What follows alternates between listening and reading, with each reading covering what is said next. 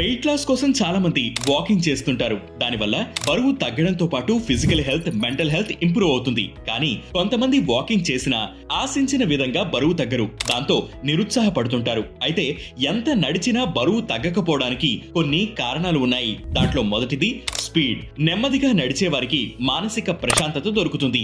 కీళ్లు relax అవుతాయి. కానీ అది మీ హార్ట్ రేట్ ను పెంచదు. కాబట్టి వెయిట్ మీద ఎలాంటి ఎఫెక్ట్ ఉండదు. సో బరువు తగ్గాలనుకునేవారు వేగంగా నడవాలి. ఇక రెండవది డ్యూరేషన్.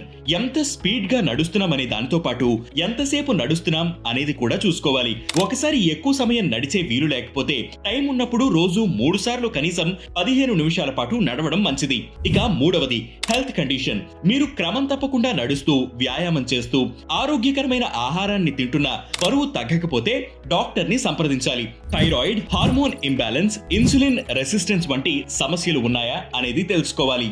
ఇక నాలుగవది స్ట్రెస్ ఎక్కువగా ఉంటే కార్టిసోల్ హార్మోన్ ఎక్కువగా రిలీజ్ అవుతుంది. అది మెటాబాలిజం పై ప్రభావం చూపిస్తుంది. కాబట్టి వాకింగ్ చేసినా బరువు తగ్గరు.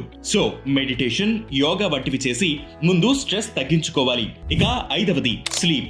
రాత్రిపూట సరిగ్గా నిద్రపోకపోవడం వల్ల బరువు పెరుగుతారని కొన్ని అధ్యయనాల్లో తేలింది. కాబట్టి వాకింగ్ చేసిన వారు రాత్రిపూట సరిగ్గా ప్రశాంతంగా నిద్రపోవాలి.